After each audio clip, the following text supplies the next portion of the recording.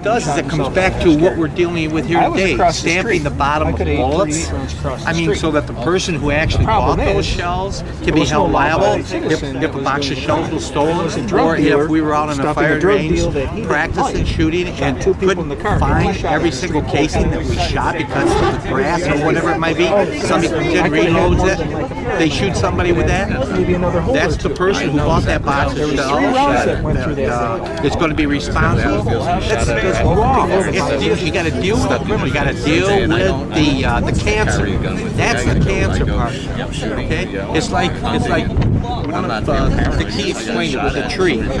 You got all these branches. We're dealing with everything here. Why don't we focus on the root of the problem? Which we're going to have a healthy tree if we deal with the root of the problem. And we don't have that. We don't have that going for us. We've got all these things that they're trying to do with firearms, with the ammo, with the responsibility, who's going to be held responsible. These are law-abiding citizens that are going to get hit with this. It's like the average John Doe citizen. So how then do you differentiate? I mean, are the laws that are enacted so localized? I don't want to either, but I don't want to be the guy they're only applicable to people. If they gave me the options, I'd love to buy center of Rochester, in the most urban center of I mean, how then do you reach this goal from your perspective? You want my honest opinion? It's not so much with law enforcement as it is our courts. It's our lawyers that are getting these criminals off.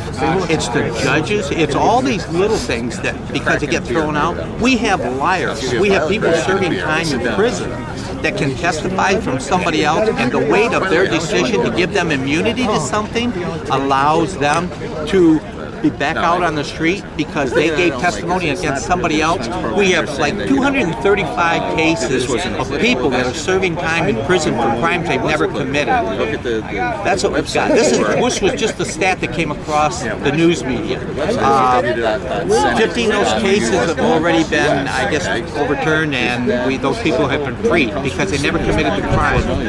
But we need more judges and more courts being stronger and putting the criminals away. I guess what I would ask then, does that solve the problem of the 14-year-old with no criminal record? That's finds an illegal gun, buys an illegal gun. I only took unemployment once, and goes out and shoots somebody. It's his first crime. It might help. It might help if they were enforcing the laws. That might help because it might make that 14-year-old understand that, ooh, if I do this, they're gonna lock me away, and they're gonna lock me away for life. That's a strong deterrent right there. We're just saying that we have rights. We're law-abiding citizens. We've done nothing to create a problem.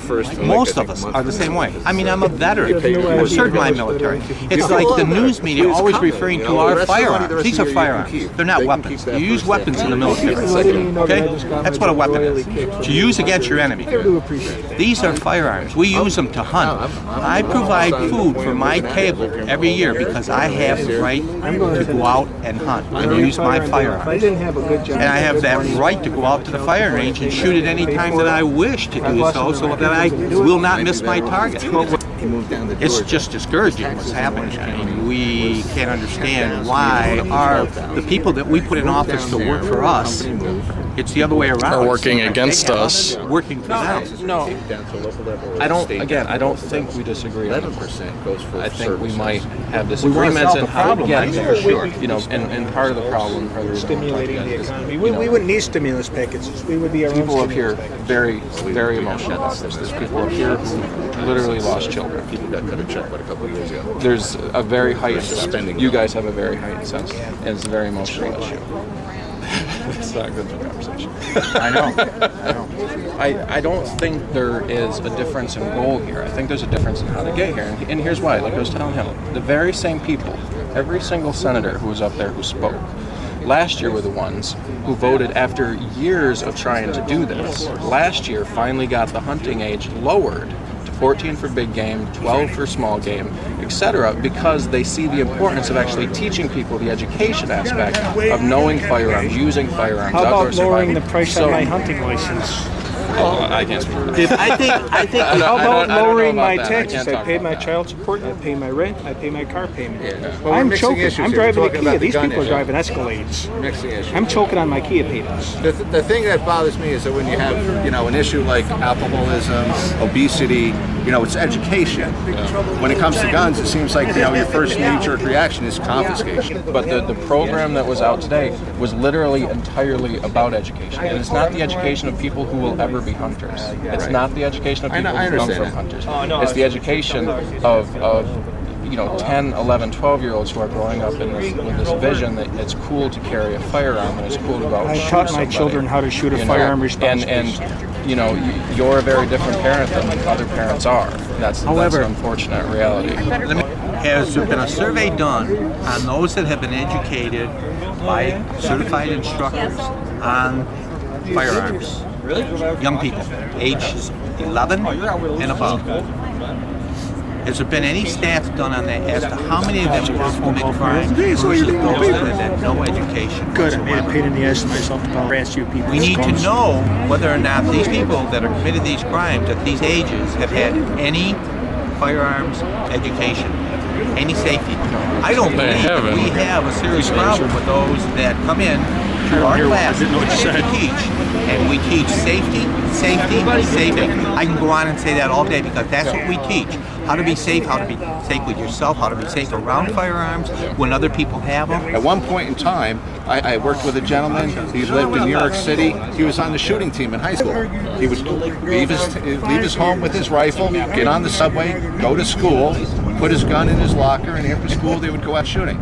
They taught them, how to shoot a gun, gun safety, all those things. But after '68, with the Uniform Gun Act of '68, which was put in by Christopher Dodd's father, that all changed. You had that taken out of the school, and I think it's detrimental to not only the people in the inner city, but everybody to have that education with guns and understand the safety. And it's not this thing that should be pushed to the side and say it's an evil thing. It's part of our heritage. It's a safe tool that can be used safely if you know how to use it. And the problem is in the inner city, I don't think you have that. And I think that's what a lot of the guys here get really annoyed with, is that we use our guns safely, yet we feel like we're on our heads are on the chopping block because somebody else's action, and you're penalizing us because we're basically paying our taxes, trying to be good citizens, and it gets to a frustration point and a boiling point where there's a lot of guys that I talk to, they're not going to put up with it. The problem with the SNUGs program is basically it's smoke and mirrors. We're using $4 million of stimulus package money to have this program. It's a good thing to educate kids, but it's not going to really solve the problem. We've heard a couple of speakers here say they've been dealing with this issue for years and years and years, and what progress have they made? Zero. And it has nothing to do with money. It has to do with the willingness to change hearts and minds in the inner cities and basically change the way that they function. It's a social contract that part of society has, and you don't find it in the city. And I think that's where you have to steer the curriculum too, back to what worked back in the 50s and 40s and 50s, and basically created the greatest society and the most productive workers in our society, and got us where we are today. I think right now we're in a tailspin, we're in a stall, and we have to change it. And I know you're catching a lot of heat from a lot of these guys, but I think there's a real frustration. Guys, this is just me speaking personally. I know, I wanted to at least reach out to you. Thank you. Because I know passions are high, and you came out for a reson. Right. 300 miles. I took a day off to come down here, sir. 300 miles. What is Malcolm's stance on the bills that are coming out of the Assembly on gun control? The Senate has not even begun considering anything, any bills coming out of the Assembly at this point, so I can't speculate. Okay. Where do they go for the next step in the process? What they'll do right now is we'll have various senators or various chairs of various committees reach out to all our senators and say, what are your thoughts on this bill? What do you like about it? What don't you like about it? Considering, and if members say, you know what, I can't support that, then it never makes it to the committee. We're new at this. Senate Democrats have been in control for 4 months after 43 years. We're getting our feet wet in a lot of issues.